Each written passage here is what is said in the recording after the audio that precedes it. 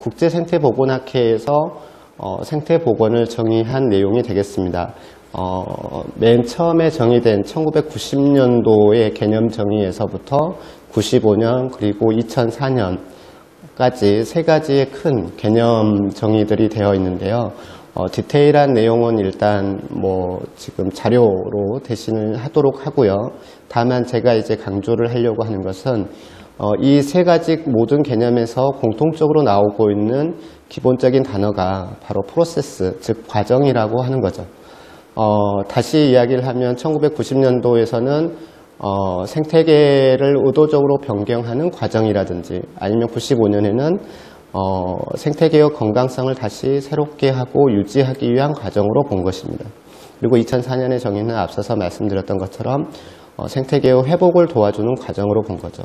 즉 완결형을 가지고 있지 않다라고 하는 것으로 보시면 좋을 것 같습니다. 목표정이 굉장히 많습니다. 오른쪽에 보신 것처럼 7가지가 지금 목표종으로 잡아져 있는데 실질적으로 이제 교과서에서 설명하는 목표종의 적정수는 3종입니다. 왜냐하면 한 종만 가지고는 너무 위험성을 안고 있습니다. 물론 반달가슴곰 복원 사업처럼 특정 종이 목표종이 돼서 걔를 절대적으로 복원을 해야 되는 경우들도 있지만 저희처럼 이렇게 공간을 만드는 경우에는 한 종은 불확실성이 너무 많기 때문에 한 2~3종의 범주 안에서 목표종을 설정을 합니다. 그리고 목표종의 수가 너무 많아져 버리면 반대로 목표종으로서의 사실 의미가 없죠. 그래서 저희는 이제 다양한 목표종을 가지고 있습니다만 이 목표종들이 한꺼번에 다 들어와서 살게끔 만들어 주는 게 아니고 생태계가 안정화되어 가는 과정별로 목표종을 다시 분산을 시켰습니다. 예를 들자면 사업이 완료된 2016년하고 2017년 생태계가 안정화되는 과정에서는 지금 현재 서식하고 있는 큰 기러기가 보다 더 안정하게 서식을 하게끔 하는 거고요.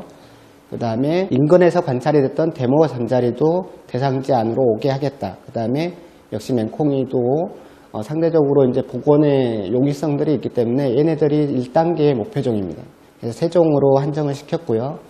이 생태계가 좀 더 안정화가 되고 시간이 지나면서 생태계가 발달을 해가게 되면 오색택다구리나 그 다음에 물장군, 금개구리 이러한 애들이 들어와서 서식을 할 수 있겠다라고 하는 거죠.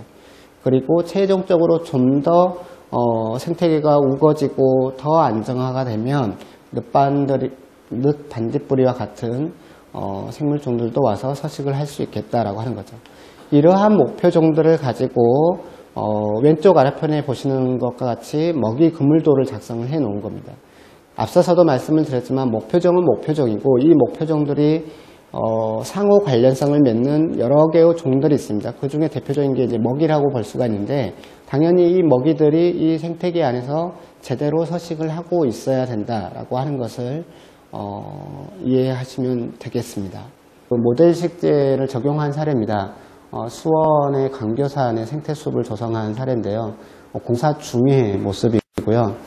화면을 조금 신경 써서 보셔야 되는데 나무 지주대들이 다 설치되어 있는 것들은 당연히 이제 교목의 식재 결과가 되고요. 그 다음에 지금 흑색으로 나타나서 어린 나무들이 잘 표시가 안 되지만 사이사이에 잘 보시면 있습니다. 이렇게 같이 작은 나무들을 같이 식재를 해 놓은 거고요. 여기에 식재된 나무들은 다 이제 뒤에 자연 살림에서 보는 것과 동일한 종들이 이쪽으로 넘어와 있다라고 보시면 되고 그 다음에 상대 오점도 분석 결과에 의해서 그 해당 수종들이 같이 들어온 것으로 보시면 됩니다. 그것의 1년 후에 가서 이제 찍어본 사진이 되겠습니다. 작은 나무를 심으면 생태적으로는 분명히 바람직하다라고 했습니다만 유의할 사항이 꼭 한 가지가 있습니다. 더 많을 수도 있지만 제가 강조하고 싶은 것은 지금 사진에서 담아내고 있습니다. 뭐냐면 지금 큰 나무들은 제대로 다 성장을 하고 있는 것 같습니다. 그렇지만 작은 나무들은 잘 보이지는 않죠. 즉 작은 나무들이 잡초들에 의해서 이제 사실 잡초라고 하는 표현도 좀 신경을 쓰긴 해야 됩니다만 아무튼 의도하지 않은 거니까 잡초로 하겠고요. 잡초들에 의해서 이렇게 피식을 당하는 경우가 굉장히 많습니다. 그래서 우리가 목표로 하는 식생이 제대로 자라주게 하려고 하면은 잡초에 대한 관리에 대해서 좀 신경을 써야 된다라고 하는 거고요. 안 그러면 의도했던 바를 다 달성하기가 힘들어지는 경우가 있습니다. 여기는 지금 보시는 것은 국립생태원에 적용된 사례고요. 상수리 나무 군락, 앞서서 그 모델에서 보여드렸던 건데, 국립생태원의 그 교육 공간으로 만들어진 건물 주변에다가 이런 상수리 나무 군락을 실현시켜 놨습니다. 그 아래 지금 사진에서 잘 보시면 국립생태원의 상수리 나무 군락은 어떻게 조성했는지 설명이 쭉 되어 있는데요. 충남 예산 지역에서 상수리나무 군락을 조사를 해서 교목층하고 악교목층에는 상수리나무, 3번나무, 줄참나무, 떼쭉, 팥배, 그리고 관목층, 그리고 초본층 이러한 해당되는 식물들을 가지고 왔다라고 하는 이야기죠. 실제 적용되어 있는 모습이 지금 화면에서 보시는 바와 같습니다. 왼쪽 편하고 오른쪽 편은 똑같은 계절이고요. 여기서 이제 또 하나 눈여겨보실 것은 제가 수원 광교산 사례에서 작은 식물들에 대한 피합 가능성을 설명을 드렸는데 이 지역에서는 상대적으로 그게 적습니다. 그 이유가 멀칭제를 사용을 한 거죠. 그래서 잡초의 발생을 최대한 억제시켜 놓은 것을 보실 수가 있습니다. 오른쪽이 좀 더 분명하게 보여서 오른쪽 사진을 가지고 말씀을 드리면 멀칭이 된 결과 지금 잡초의 발생이 상대적으로 많이 적은 건데요. 사실 여기도 인위적인 관리는 조금 일부 포함이 되어 있습니다. 실제 이제 그 국립생태원을 조성하는 과정에 총괄 책임을 지셨던 그 단장님의 이야기에 의하면 제일 애로사항 중에 하나가 그 성목들을 구하기 힘들었다, 소재들을 구하기 힘들었다. 그러니까 앞서서 그 모델 식재에서 한번 말씀드렸던 것처럼 보급 루트를 확보하는 게 정말 중요하다라고 재차 강조를 하신 적이 있습니다. 먼저 생물 다양성 증진 모델인데 이 세 개 모델의 가장 큰 차이는 사실 여기 토양 조건으로 보시면 됩니다.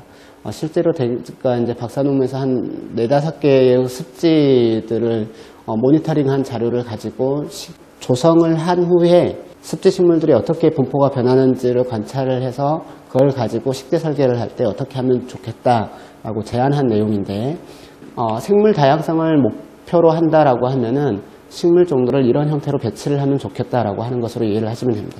그래서 슬라이드의 그림에서 평수위 기준으로 봤을 때 습생 식물들은 물 바퀴죠. 그래서 물하고 닿아 있는 지역부터 보시면 털부척꽃, 물봉선, 고마리가 앞부분에 오고 그 다음 부분에 달뿌리풀, 그 다음에 무럭새, 갯버들이나 키버들 이런 형태로 일반적으로 배치가 되더라 라고 하는 겁니다.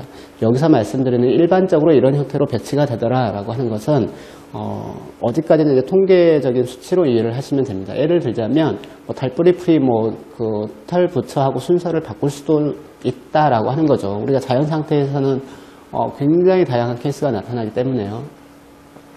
그래서 제가 일반적이다라고 하는 것은 통계적으로는 이제 이런 분포 패턴이 자주 나타나더라 이렇게 이해를 하시면 되고요.